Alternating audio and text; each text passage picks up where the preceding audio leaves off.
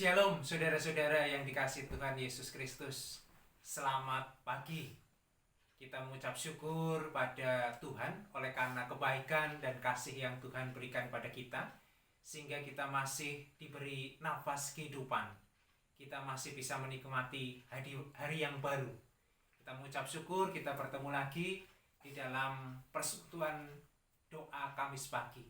Kiranya dengan pemeliharaan iman yang kita laksanakan, yang kita lakukan, iman kita semakin kuat, iman kita semakin teguh di dalam menghadapi segala kelemahan dan juga permasalahan hidup kita yang datang silih berganti. Mari saudaraku yang dikasihi Tuhan, kita bersama-sama kembali memuji dan memuliakan nama Tuhan oleh karena kebaikan yang Tuhan sudah berikan kepada kita. Kita angkat pujian dari Kidung Jemaat nomor 10.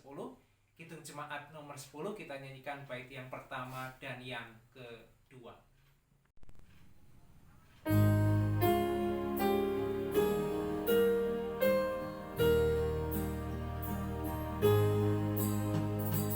Pujilah Tuhan Sang Raja yang Maha Mulia,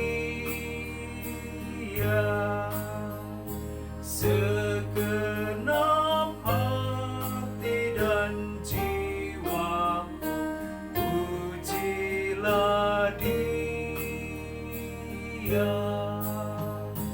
Datang berkau, berilah musikmu bergaung, angkatlah puji-pujian.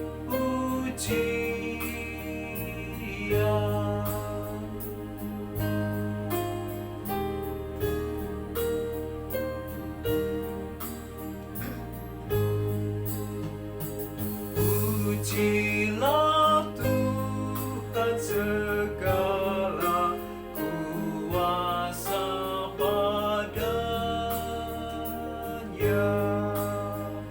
sayap kasih-Nya yang aman mendukung anak-Nya.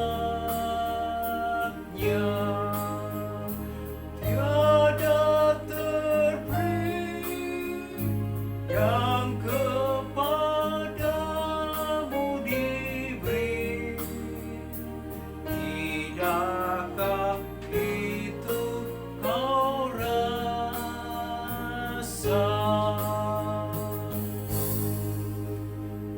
Kita menyatukan hati di dalam doa. Mari kita berdoa.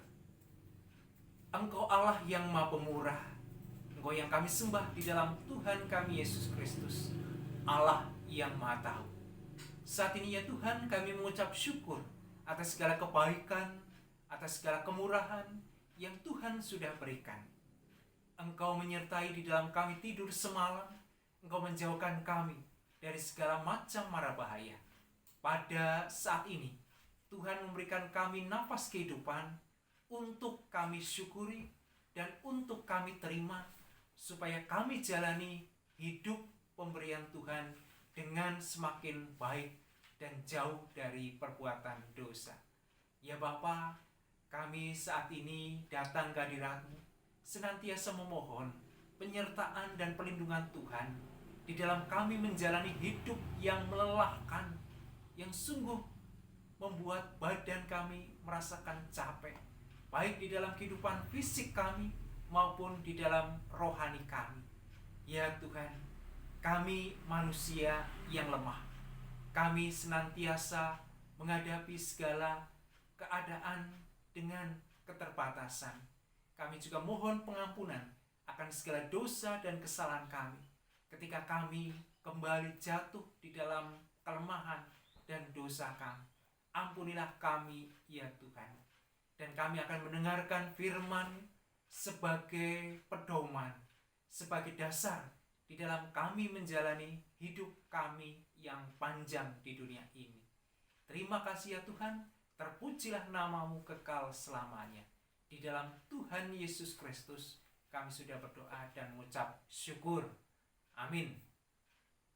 Saudara-saudaraku yang terkasih di dalam Kristus, sebelum kita bersama merenungkan firman Tuhan, mari kita angkat pujian dari Kidung Jemaat nomor 10 bait yang keempat dan yang kelima.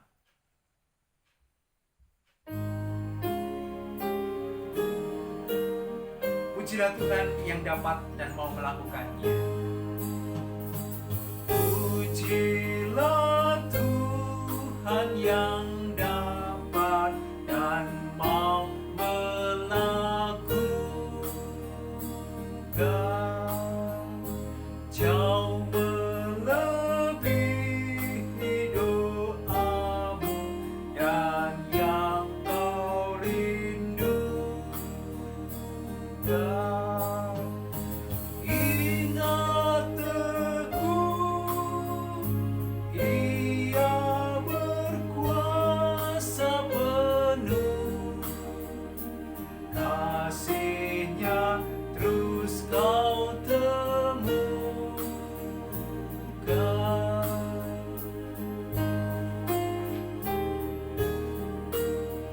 Bait yang kelima. Pujilah Tuhan, hai jiwaku, mari bernyanyi.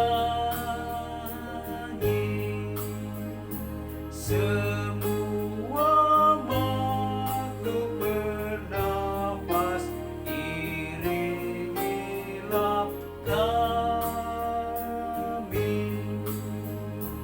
Puji terus nama yang Maha Kudus, padukan suaramu, amin.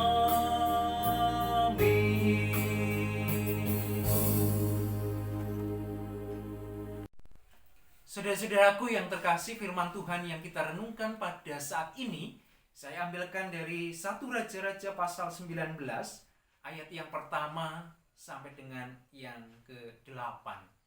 1 Raja-Raja pasal 19 ayat yang pertama, ayat yang ke-1 sampai dengan yang ke-8. Saya akan bacakan untuk kita bersama. Yang demikian firman Tuhan. Elia ke Gunung Horeb.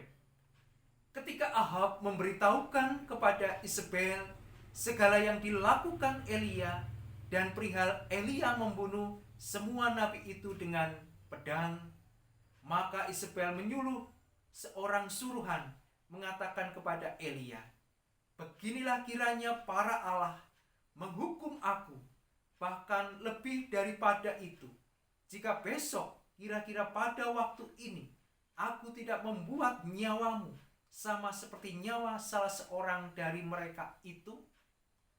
Maka takutlah ia, lalu bangkit dan pergi menyelamatkan nyawanya.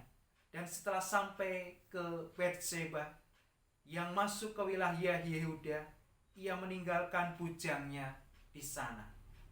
Tetapi ia sendiri masuk ke padang gurun sehari perjalanan jauhnya, lalu duduk di bawah sebuah pohon arar. Kemudian ia ingin mati, katanya, "Cukuplah itu, sekarang ya Tuhan, ambillah nyawaku, sebab aku ini tidak lebih baik daripada nenek moyangku." Sesudah itu ia berbaring dan tidur di bawah pohon arar itu. Tetapi tiba-tiba seorang malaikat menyentuh dia serta berkata kepadanya, "Bangunlah, makanlah." Ketika ia melihat sekitarnya, maka pada sebelah kepalanya ada roti bakar dan sebuah kendi berisi air. Lalu ia makan dan minum, kemudian berbaring pula. Tetapi malaikat Tuhan datang untuk kedua kalinya dan menyuruh dia serta berkata, "Bangunlah dan makanlah, sebab kalau tidak perjalananmu nanti terlalu jauh bagimu." Maka bangunlah ia, lalu makan dan minum. Dan oleh kekuatan makanan itu, ia berjalan 40 hari 40 malam lamanya sampai ke gunung Allah, yakni Gunung Horeb. Saudaraku yang terkasih, demikian pembacaan firman Tuhan. Yang berbahagia ialah kita yang mendengarkan firman Tuhan dan memeliharanya di dalam kehidupan sehari-hari. Haleluya. Saudara-saudaraku yang dikasihi Tuhan Yesus Kristus, firman Tuhan yang akan kita renungkan pada saat ini dengan satu tema, kesehatan mental yang perlu terus kita usahakan. Kesehatan mental yang perlu terus kita usahakan. Saudara-saudaraku yang dikasihi Tuhan Yesus Kristus, di minggu saat ini, khususnya tanggal 2 Maret pada hari kemarin, hari yang mengingatkan bangsa Indonesia. Pada tanggal 2 Maret tahun 2020 adalah tanggal di mana ditemukannya kasus pertama COVID-19 yang ada di Indonesia. Itulah kasus pertama yang ditemukan. Banyak orang yang tidak menduga. Pemerintah tidak memperkirakan bahwa kasus pertama ini akan diikuti berjuta-juta kasus yang ada di bangsa Indonesia sampai dengan Maret tahun 2021 ini. Di dalam keadaan pandemi, kita merasakan, kita disarankan untuk melakukan segala kegiatan di rumah saja. Memang banyak hal yang bisa kita lakukan, banyak pekerjaan yang bisa selesai di dalam kita melakukan pekerjaan dan karya-karya di rumah. Tetapi di sisi yang lain, ternyata di sana ada keadaan yang tidak teratur. Jam kerja yang tidak menentu, jam istirahat yang tidak menentu, jam-jam lain yang tidak menentu. Keadaan ini sesungguhnya menjadikan kita capek. Kita lelah di dalam keadaan seperti itu. Ditambah lagi dalam keadaan seperti itu, kita menyadari banyaknya kekhawatiran-kekhawatiran, kecemasan demi kecemasan yang melanda kita. Kita cemas, apakah nanti saya tertular? Kita cemas bertemu dengan orang lain. Apakah orang lain membawa virus yang ganas itu? Kita menyadari bahwa keadaan yang sekarang ini adalah keadaan yang mengkhawatirkan. Kita memang mengucap syukur sampai dengan saat ini, usaha-usaha ataupun hal yang dilakukan pemerintah cukup efektif. Dari mulai pelacakan, pengetesan, dan juga pengkarantinaan mereka yang terpapar. Dan mengucap syukur kita saat ini juga mendapatkan keadaan yang baik. Sudah sampai tahap kedua vaksin yang dilaksanakan oleh pemerintah. Tetapi kita pun harus menyadari bahwa upaya-upaya itu bukan upaya-upaya yang mutlak langsung bisa sembuh. Tidak. Tetapi membutuhkan proses yang panjang ditambah dengan kedisiplinan. Kita pun menyadari dan juga cukup khawatir karena bangsa kita masih terus berlatih tentang kedisiplinan dan kepedulian. Dari sinilah kecemasan, kelelahan hidup yang senantiasa ada. Kita melihat akan berita-berita, kita merasakan saudara-saudara yang terpapar akan penyakit ini. Saudaraku yang dikasihi Tuhan Yesus Kristus, kelelahan dalam fisik maupun mental bukan hanya dirasakan oleh kita, tetapi dirasakan oleh orang-orang, tokoh-tokoh yang ada di dalam Alkitab. Tuhan Yesus pun pernah merasakan akan hal itu. Betapa dia khawatir, betapa dia cemas, betapa dia bergumul dengan berat ketika mau penyaliban. Di Taman Getsemane, dia berpeluh, dia menyerahkan, dia merasakan kekuatan dan juga keadaan yang melelahkan dan juga ada di dalam keadaan yang mengkhawatirkan, antara mengikuti janji Bapa untuk tetap setia di jalan salib ataupun dia melarikan dari tugas yang harus diemban. Inilah pergumulan Tuhan Yesus yang begitu berat, dan dia sudah memberikan kasih-Nya kepada kita. Dia memasuki jalan salib sebagai pilihan kehidupan. Tokoh yang kedua adalah bacaan kita saat ini.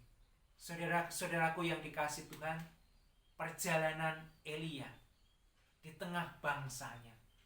Elia adalah nabi Tuhan yang baik.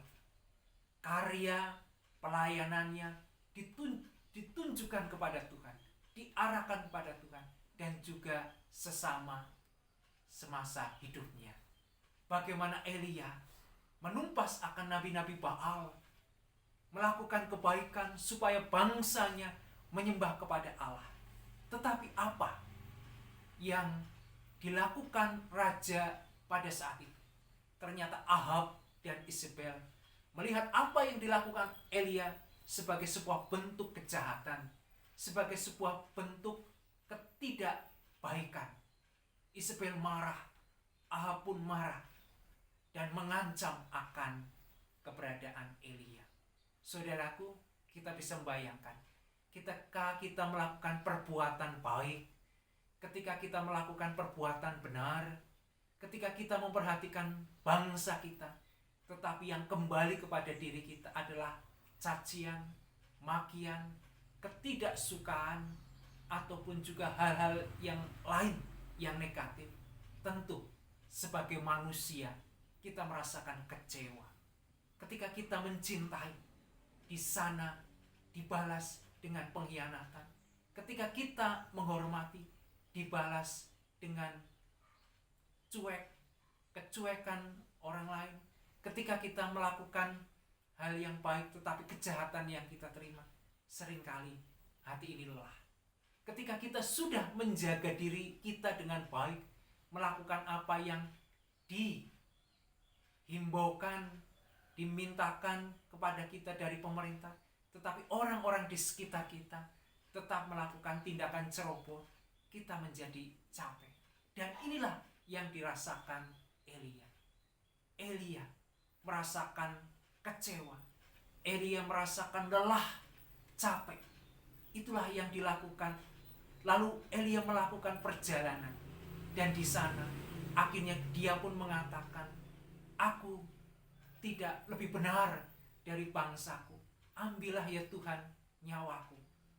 Ini adalah ungkapan keadaan yang lelah. Bagaimana Elia yang lelah dalam keadaan seperti itu. Firman-Nya di dalam ayat yang keempat, cukuplah itu. Sekarang ya Tuhan, ambillah nyawaku, sebab aku ini tidak lebih baik daripada nenek moyangku. Saudaraku, Elia merasakan kelelahan. Betapa dia seorang nabi, betapa dia benar-benar dekat. Dia pun merasakan kelelahan. Saya dan saudara-saudara semua adalah insan yang biasa, manusia yang biasa. Kita pun bisa merasakan kelelahan, rasa capek yang luar biasa dengan keadaan kita. Apa yang harus kita lakukan? Saudaraku, seperti Elia, yang harus kita lakukan yang pertama adalah kesadaran bahwa kita bisa merasakan capek, bisa merasakan lelah. Terimalah dan juga tatalah kelelahan kita. Ungkapkanlah kelelahan kita kepada Tuhan ataupun kepada teman-teman yang baik, yang bisa menampung. Inilah yang dilakukan Elia. Elia mengetahui bahwa dirinya lelah. Ia menyerahkan, dia menyadari dan menyerahkan kepada Tuhan. Satu hal yang baik, sadarilah saudara-saudaraku, ketika kita lelah, ketika kita capek. Lalu yang dilakukan Elia adalah bagaimana dia bergumul dengan kelelahannya tanpa menghakimi akan dirinya yang kurang beriman atau tidak yakin. Dia tidak menghakimi diri sendiri. Dan Tuhan menyuruh malaikat Tuhan untuk memberikan makan dan juga menegur.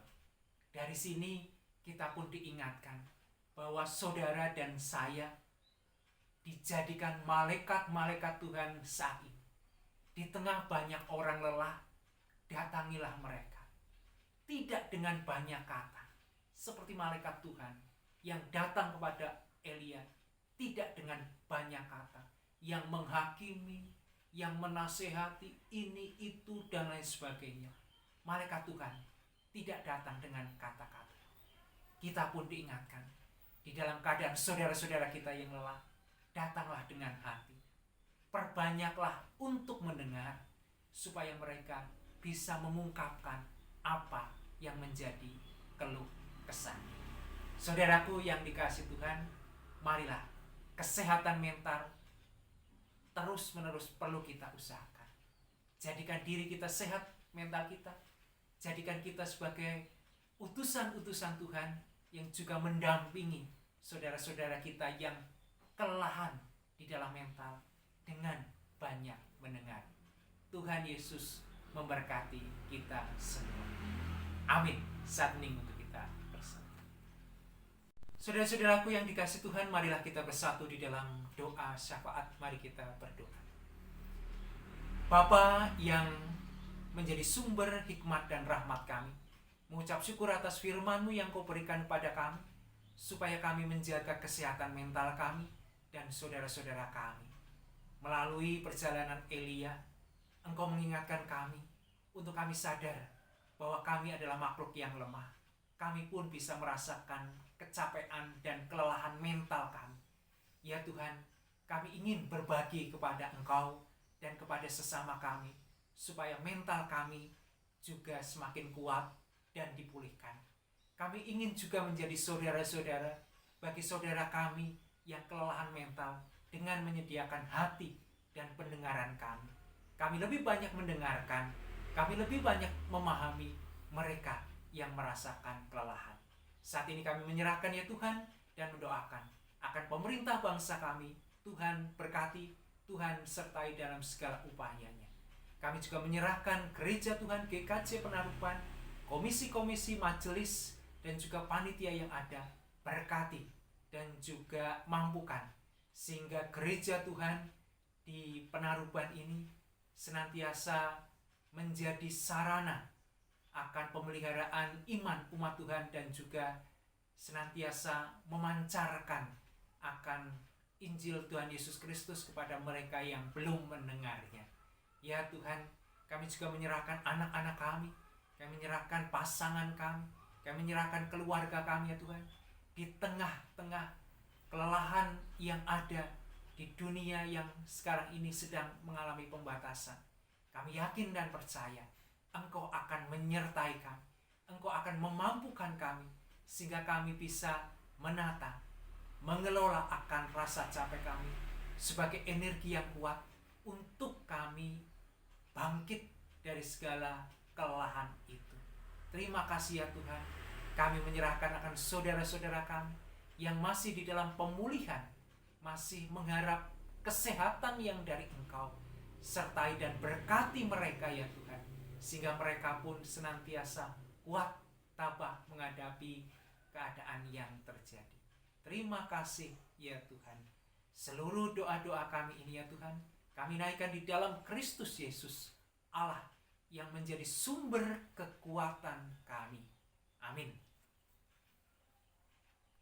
Saudara-saudaraku yang terkasih, marilah kita bersama menutup persekutuan doa Kamis pagi ini dengan memuji dan memuliakan nama Tuhan dari Kidung Jemaat 178. Kidung Jemaat 178, kita nyanyikan bait yang pertama, Karena Kasih-Nya Padaku.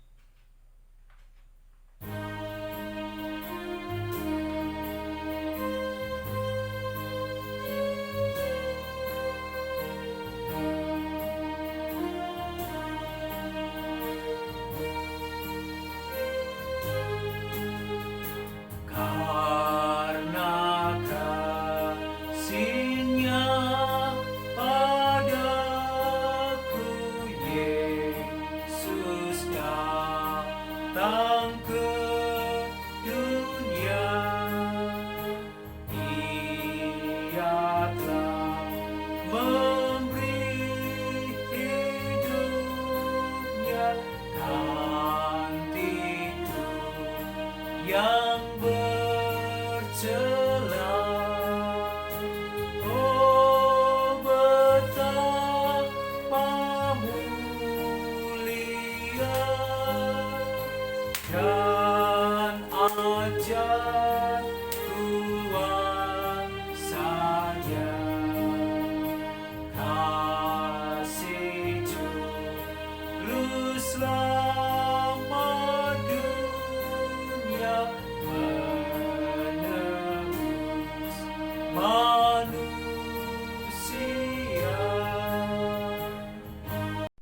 Saudaraku yang dikasih Tuhan, marilah kita menutup dalam doa. Kita berdoa. Rangkaian persekutuan doa Kamis pagi sudah selesai. Terima kasih ya Tuhan atas kemurahan, kebaikan, dan firman yang mengingatkan kami untuk kami sadar bahwa ada kelelahan mental yang harus kami segera atasi dan juga tangani. Saat ini ya Tuhan, kami akan memasuki hari baru. Kiranya Tuhan memberikan kesegaran, kesehatan, dan kekuatan, sehingga kami senantiasa mampu untuk melaksanakan karya-karya, tugas-tugas, dan pelayanan-pelayanan kami sebaik mungkin. Kami hanya menyerahkan di dalam kami menjalani hari, di dalam penyertaan dan perlindungan yang dari Engkau. Ampuni dosa dan kesalahan kami ya Tuhan.